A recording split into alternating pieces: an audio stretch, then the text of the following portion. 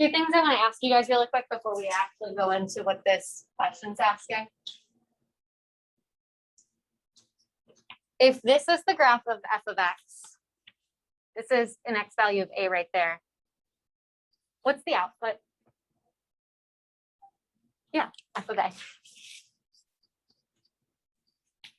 So then that would make this f of b.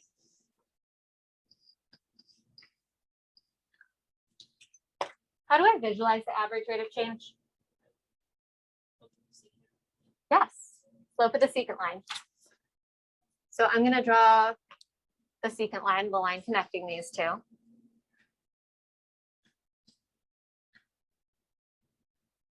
And I want to calculate how to find the slope off the side.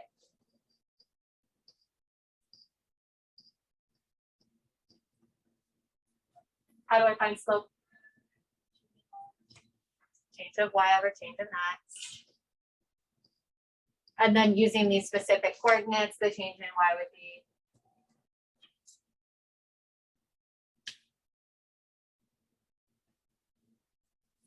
f of b minus f of a. So then the change in x values would be b minus a.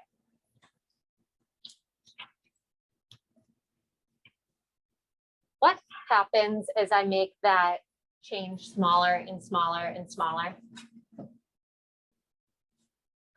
What is that essentially measuring? If I still am calculating the average rate of change, but if I maybe go here to here, here to here, here to here, and I try to get it closer and closer and closer to A. Instantaneous rate of change, yes. So I actually want to come up with a formula specifically for tiny distances. So I'm going to say, let H be the super tiny distance. And yes, I'm going to say, let it be super tiny.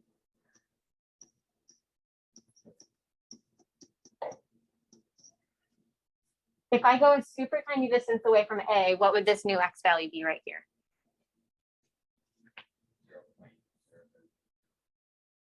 H is the super tiny distance.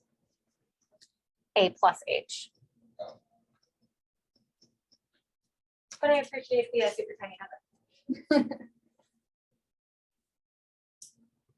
So kind of playing around with that formula, the average rate of change when delta x equals h is super tiny.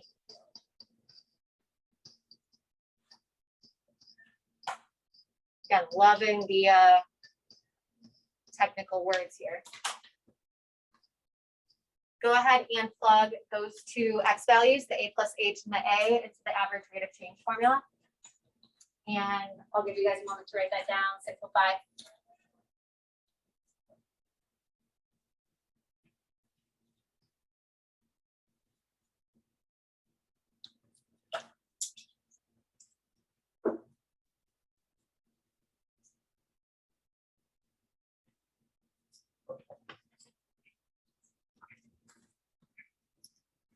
So the change in my y values would be what? F of A. Yep, f of a minus f of a plus h. I'm going to switch the order around. Just because even though this is looking like a made up thing, it is actually a real thing. The change in my x values would be, yeah, just h. If you wanted to go ahead and do a plus h minus a, you could, but we already said that the change in h is, or the change in x is just h. Is that okay?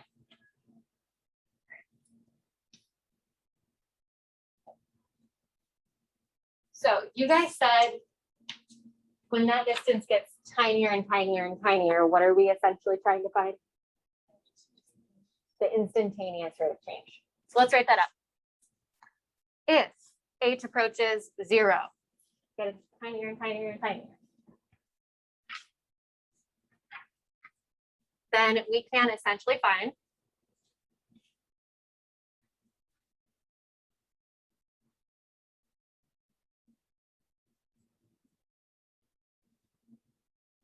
the instantaneous rate of change, which I am actually going to hold.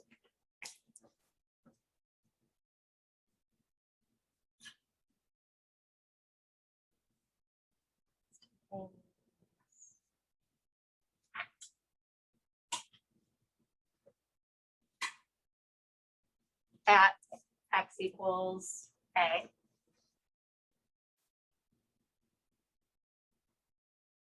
And we found that by looking at this formula right here, making the h smaller and smaller and smaller. What are we essentially doing when we say let h approach 0 or let h become super tiny? Yeah, you're calculating the limit. I'm calculating the limit of that new rate of change formula.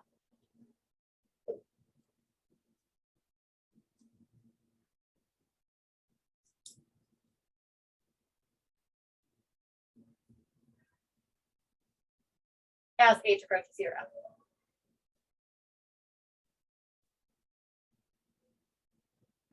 So like I said, that might look like a made up formula. Just say, hey, let's make this distance be called h and it's supposed to be super tiny. But it has a name. Does anyone remember learning about the difference quotient back in pre-calc or algebra 2?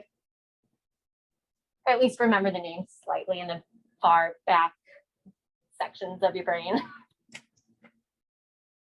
You guys did learn about it, whether or not you remember, it's a different story. That's okay. We just learned where it came from.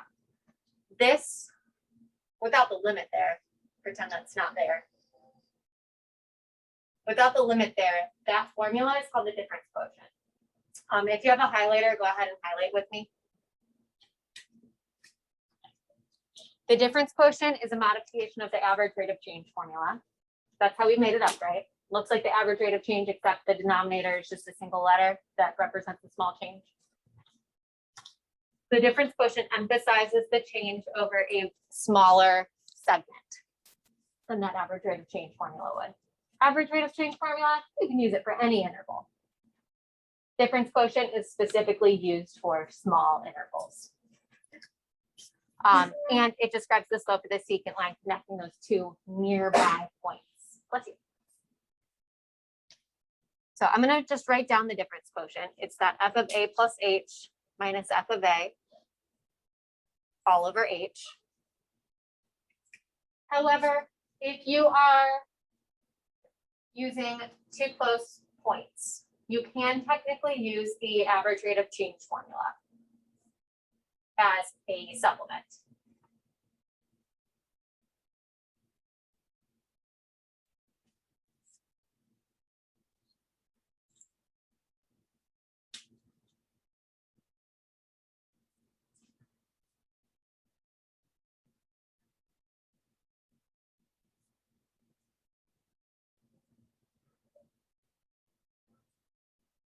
So you can use the difference quotient specifically when the points are very close together, but you could also technically use the average rate of change formula only when that b minus a is small.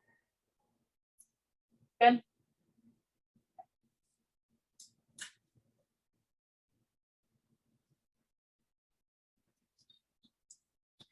So remind me,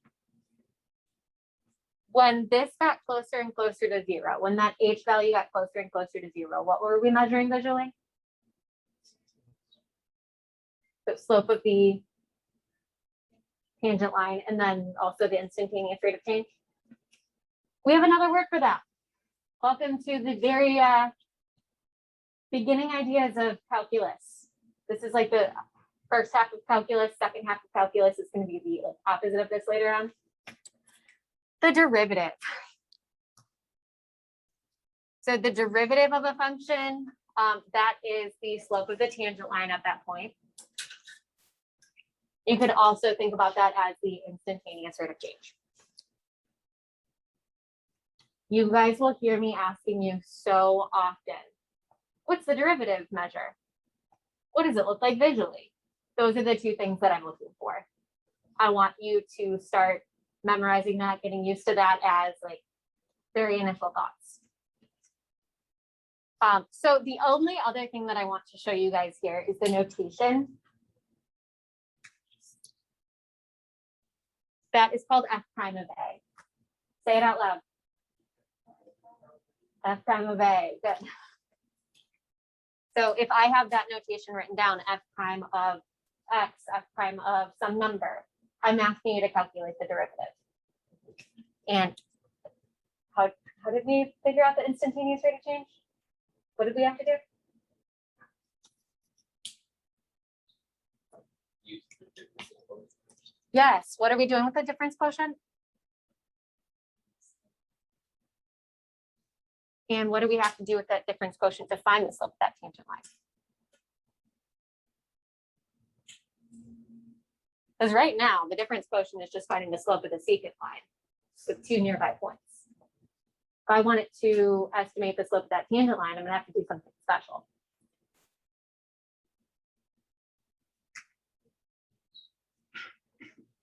Yeah, take the limit of it as h approaches 0.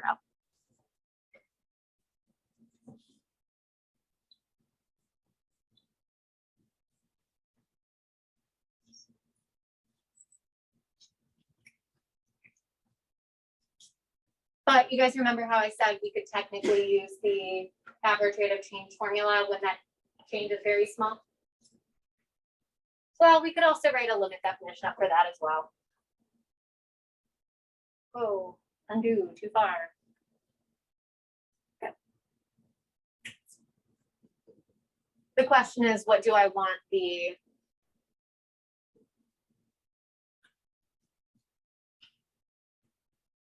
x to approach in this case?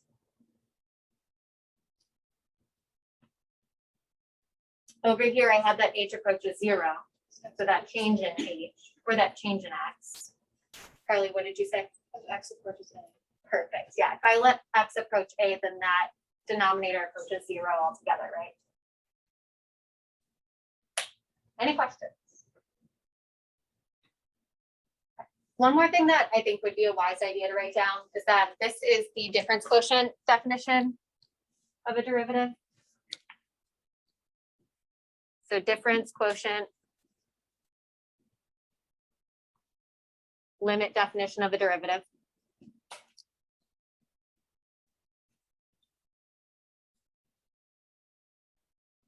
It's going to be a mouthful. I'll have to say it a lot. As much of a pain for me as it is to listen to. This would be the average rate of change limit definition of a derivative.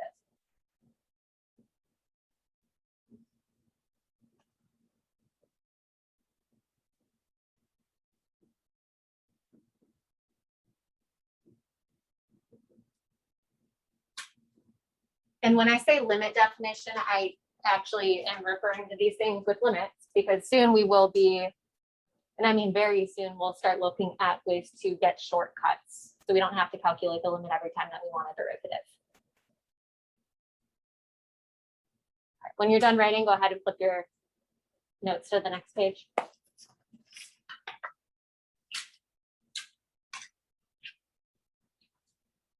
So I'll be doing quite a bit of flipping right here, but I'll leave this up in a moment. So on this next page, we are looking at two different limit definitions, right? This is representing f prime of some number. I don't know what that number is. I have to figure it out. This is also representing the derivative at some point. What I want to figure out is what was the function that I was asked to find the derivative for in the first place and at what point. It's super easy when you're using the average rate of change limit definition. You can straight up just look at the numerator, the very first term is your function. To find the point that you wanted the derivative at, you could either look at what the x value is approaching or the second term in the denominator. That's just straight up your a value, straight up your function. If you're using the difference quotient limit definition of the derivative, all of the information is kind of hidden a little bit. So the easiest thing to do when you are looking at the difference quotient is figure out what you think the function might be from the first term, because you're plugging a number plus h in. It's pretty clear what you've plugged the a plus h into. It's just a matter of writing the function version of it and then figuring out what that A value was from there. So I'm going to give you guys a few minutes, whether you want to do it by yourself or if you want to do it with a partner, or maybe just check with people around you. For both of these problems, I want you to figure out what the function is and what the A value is. Actually, I'm going to leave a little bit of space right there.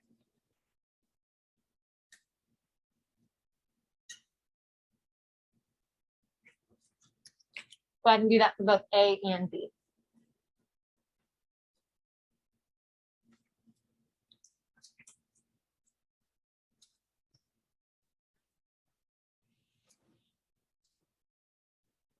So I'm not going to fully do A yet, but what limit definition was that using? I heard it whispered, the difference quotient.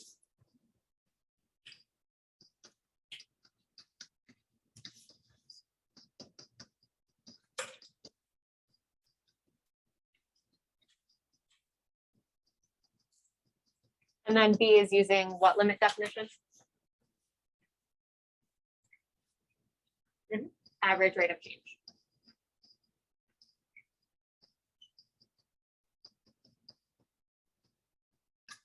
So starting with B, just because it's easier, the limit definition using the average rate of change looks like what? The general form. From the first page. Oh. So the average change of unit f of x minus f of a over x minus a. That's actually what it is. So all I have to do to figure out f of x is look at the first term in my numerator. What is it? Yep, x to the negative one, or you could write it as 1 over x if you want. A value, we could look here for x approaching that A value, or you could look at the second term in the denominator. What is that? 1/4. So that's it. And if you wanted to write the prime notation, this would be f prime of what? 1/4. I'm just not making us actually calculate that one yet. Over here, this one's a bit more challenging because all the information is kind of hidden within. What is the difference quotient limit definition of a derivative?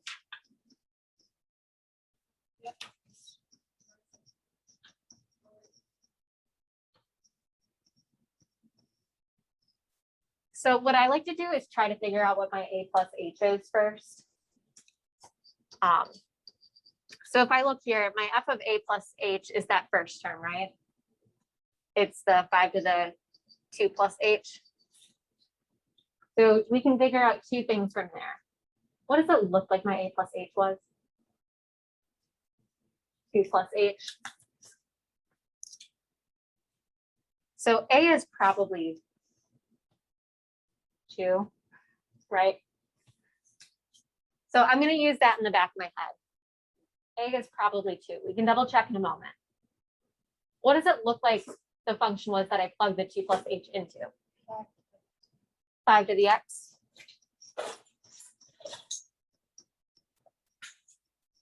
I'm thinking so as well, especially since my argument was put into a power. But let's rearrange the f of A term. That was what? It's my f of A term.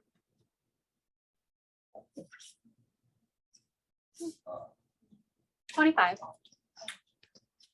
Can I rewrite that looking like it's in the same form as the A plus H term? 5 squared. Okay, so I am pretty convinced that A would be my 2 value. This is plugging it in correctly. So that's pretty much it.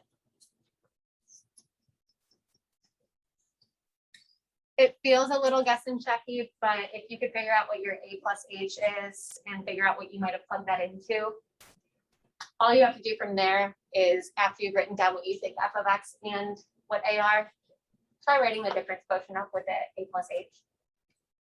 And you should get that. Questions?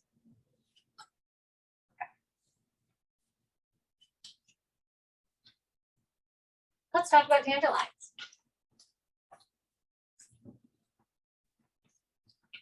So what is the slope of the tangent line measure? The instantaneous rate of change, and a new word that we learned for it, the derivative. What if I wanted to write the equation for the tangent line? What does point slope form look like? Because that's what I'm honestly going to prefer for this, because there's just, we can get all the information for it. What does point slope form look like? Ooh, y equals mx plus b is slope intercept form. Think the other one that we commonly use.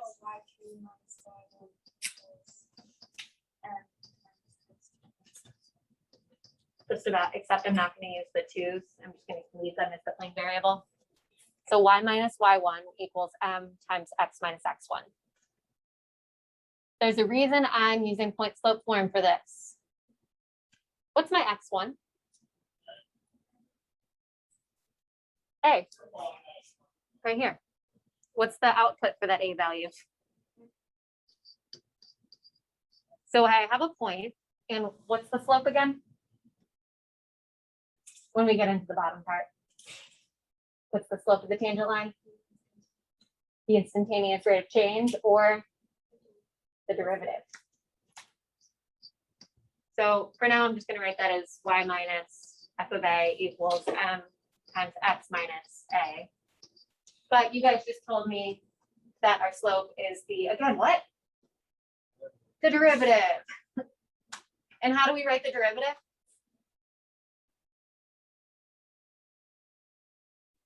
Ooh, look at the very front of your notes. See if you remember. How do we notate the derivative? Oh, I don't want to write the limit. F prime of a.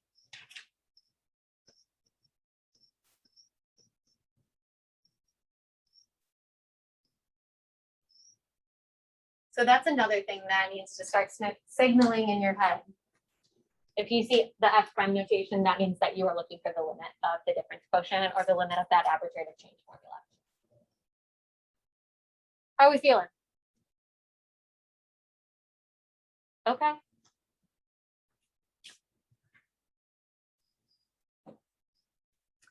All right. As soon as you're done writing, go ahead and flip, and then we'll get into some examples.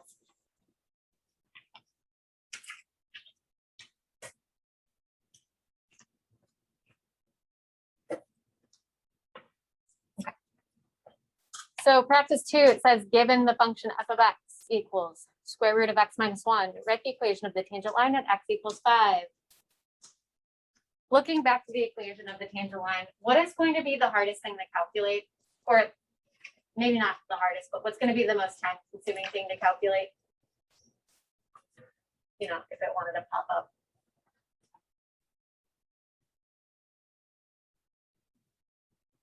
It's going to be the most time consuming thing to figure out here. Yeah, that slope. That's the reason you guys have so much space here. So I want to find the slope of the tangent line. I want to find that f prime of 5 in this case. How do I calculate that derivative? How do I calculate the slope? Do what? Yeah, the limit of that difference quotient. So we'll do limit as h approaches 0. In this case, our a plus h is going to be the 5 plus h. Minus f of a, or f of 5 all over h. And for now, I'm going to recommend that you guys organize your work the same way that I'm doing it. I'm pretty much going to make our work go over here and then down. That way we have this space over here to finish writing up the equation of the tangent line. You don't have to organize your work in the future that way, but just because it's going to take up all the space, if you have normal to large size handwriting, write how I'm writing it. Go ahead and plug in 5 plus h into your function, and then plug 5 in. That way we can get this limit written up.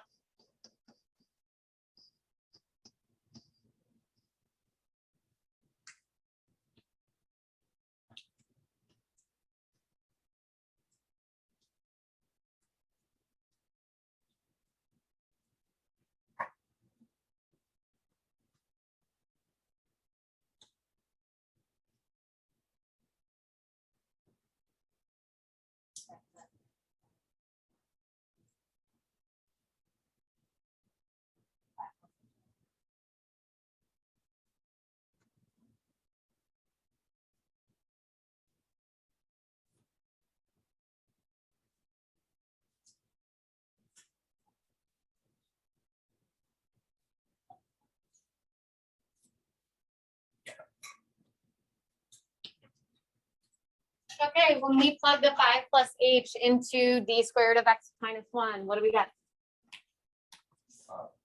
Root of 4 minus 4 plus Perfect, square root of 4 plus h. We get that 5 plus h minus 1 inside, simplifies to 4 plus h. When you plug in the 5, what do we get?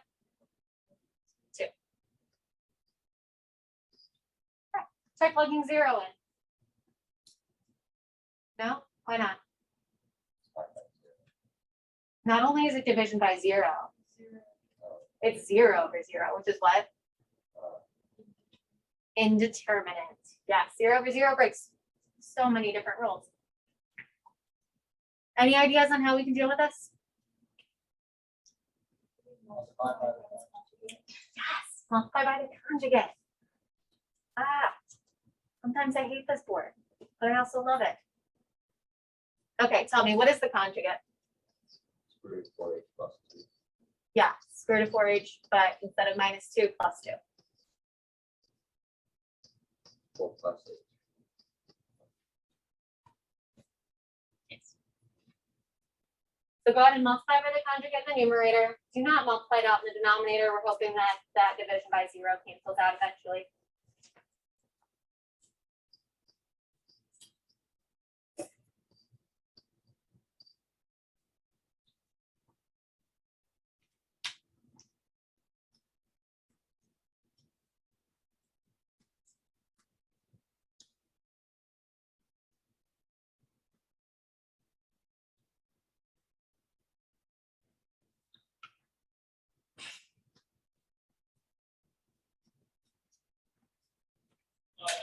Oh, and the one thing I forgot to say, don't forget to keep writing limit as h approaches 0. Okay, so what do we get in our numerator when we multiply those conjugates? What was that one? 2. Jill, go ahead. 4 plus h minus 4. So first term squared minus the second term squared. All over, I'm gonna leave that denominator unmultiplied. So h and then times the quantity, square root 4 plus h plus 2. Can we plug the 0 in now?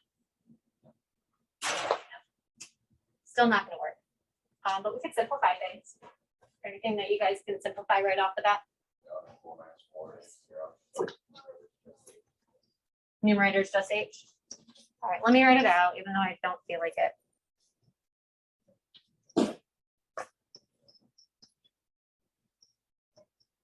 All right, so h over h times square root 4 plus h plus 2. Now what? Can we plug 0 in now? No, the h cancel out. You made it not 1. You said my numerator is now going to be 1 after I cancel the h's.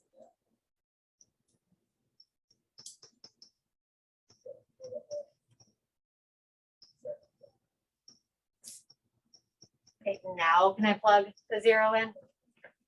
Yeah. Okay. Enough things have been canceled out where I can do it. And what do we got? 1 over 4. Did that answer the original question? What was the original question asking? Oh. Yes, write the equation of the tangent line.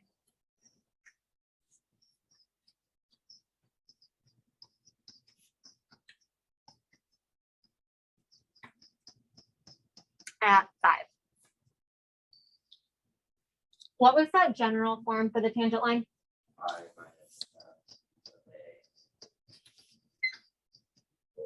F prime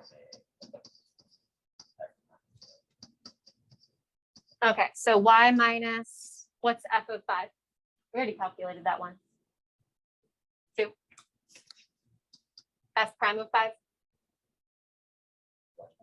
Yep, the 1/4. Times x minus 5.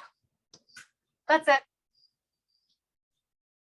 You do not need to multiply that out and get it into slope intercept form. You do that and you make a mistake, AP exam is going to take points off, even if you had the right answer earlier in your work. Stop when you've answered the question. You don't need to go any further. Good. Any questions on this problem?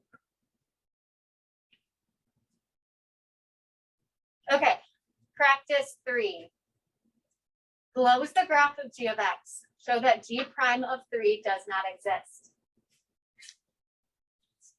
Can you guys remind me what is that called again? Yes, it's called the derivative. So remind me again what that derivative represents. The slope of the tangent line at 3.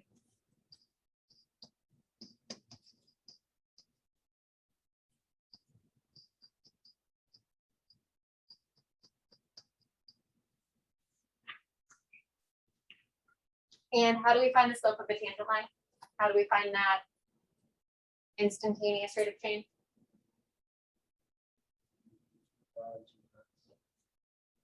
Almost.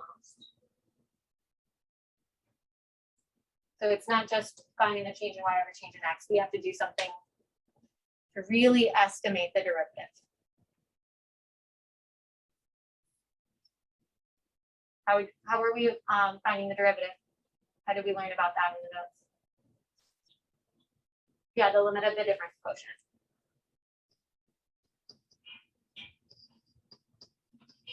Just be careful that you use g and not f like I did the first time I filled out the notes.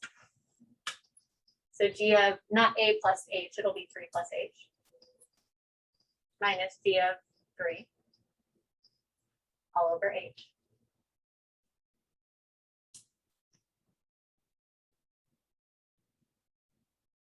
So if we find the derivative by looking at the limit of the difference quotient, which is the slope of the tangent line, how do we show that limits do not exist? Thank you, Carly. Yes, you look at the one-sided limits. They won't equal each other. Sorry, Zoom. So let's just write this up and then you guys can take a 2-minute break. I want to make sure that the limit from, how do I denote the left? The minus.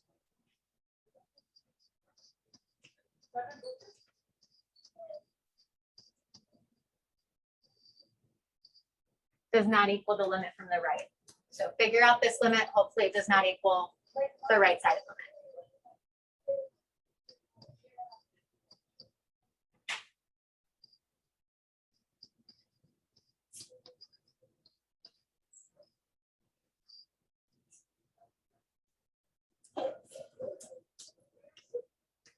I'm gonna give you guys some advice and then I'm not going to fully look at this with you guys until after the break.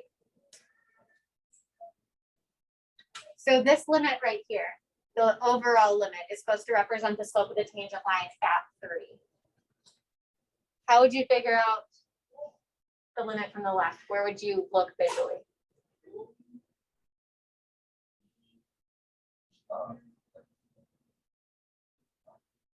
What? I just didn't hear you. Like 3 to 5. So to the right of 3? To the left. So basically look for the slope of the tangent line to the left of 3.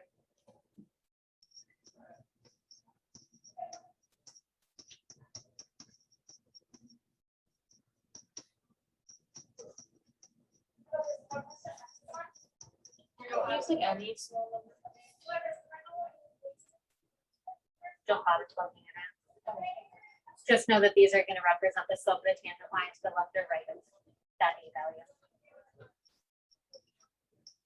All right, as soon as you guys are done writing that and you think that you have those values, go ahead and take your break.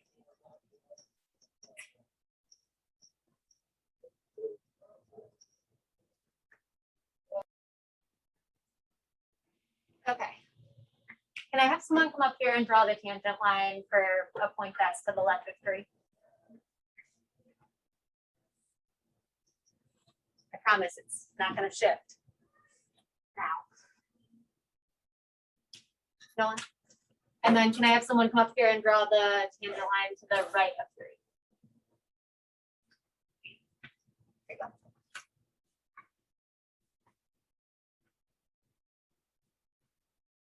Yep. Anyone want to come up and draw the slope of the tangent or the tangent line to the right of 3?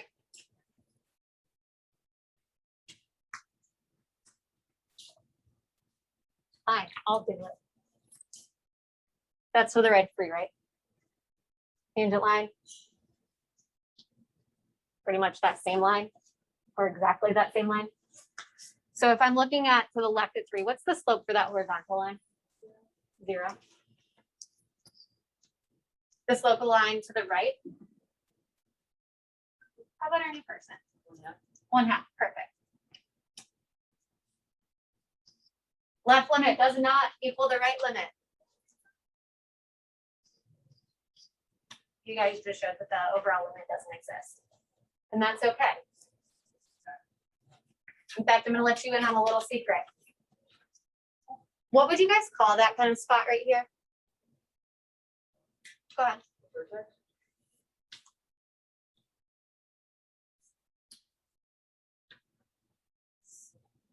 Yeah, we can go with that. Give me some more tips for it. An intersection. Well, I'm not gonna call it an intersection just because it's still a part of the same entire function. Intersection would be if I have 2 functions or 2 graphs going together. So keep it coming. You can call that kind of a vertex. What else?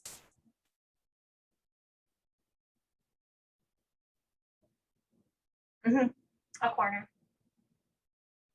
So when you guys have a corner in your graph, like instant changes in direction.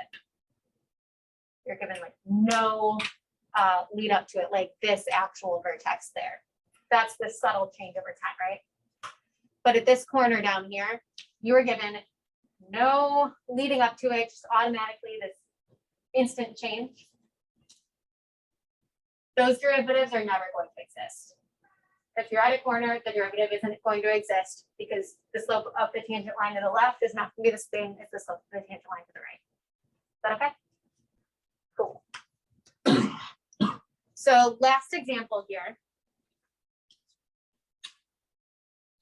Part A has you finding the slope of the secant line between 1 and 2. So go ahead and actually draw that secant line. Find the slope of it. Part B. I want you to decide if the slope from part A is going to be larger or smaller than the derivative at 1.5. And how do we visualize that? What is the derivative at 1.5? The slope of the tangent line at 1.5.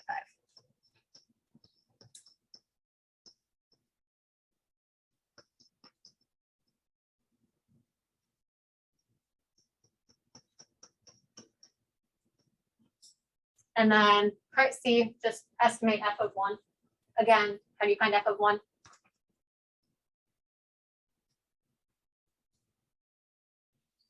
Find slope of the tangent line at 1.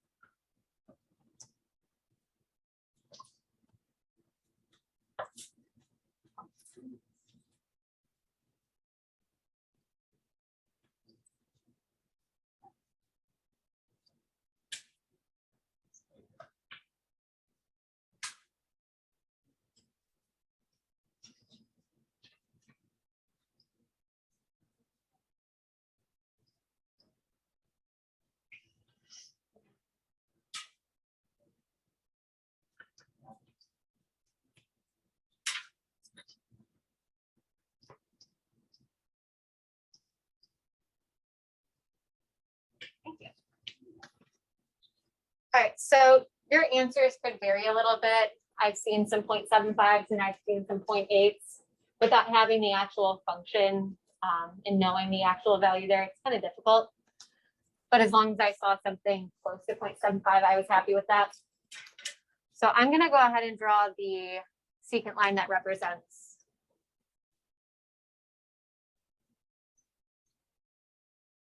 that. Does that look about right? Part 2 or part B was saying, is the slope of the line in part A larger or smaller than f prime of 1.5? And we said that f prime of 1.5 is the slope of the tangent line at 1.5.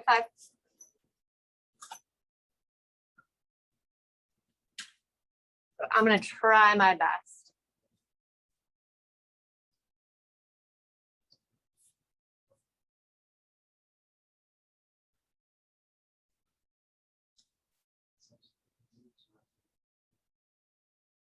Does that look like it might be the tangent line there? Somewhat? Does that look a little bigger or a little smaller? I can extend it. The red one is the f prime. Oh my goodness.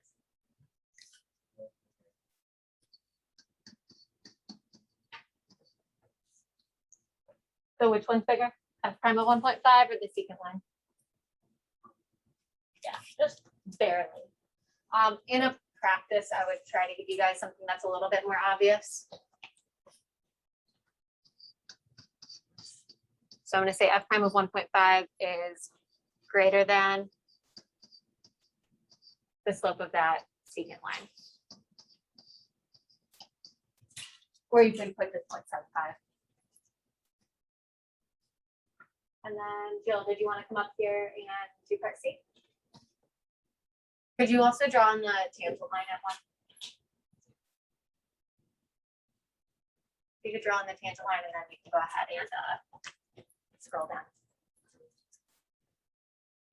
Which one do you use for? Did you want to use the actual line tool or do you want to just draw it in by hand? It doesn't matter. You can just draw it in by hand.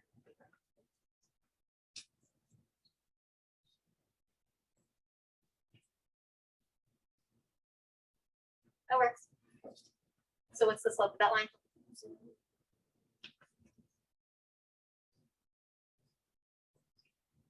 Thank you. Do you guys agree with that? Horizontal line would be the tangent line. Slope of a horizontal line, 0. Yes. I was looking at like the left and the right side. So regardless of if you do look at the slope coming to the left and then the slope to the right, one's going to be negative, one's going to be positive. They're getting closer and closer to that tangent line right there, which would level out to be that horizontal line. So if you have access to drawing the or the tangent line itself, I would do that before you do the limits. And the limits from the left and the right, honestly, save it for when you have the function. That would be the more accurate way to do it. Any other questions? Okay.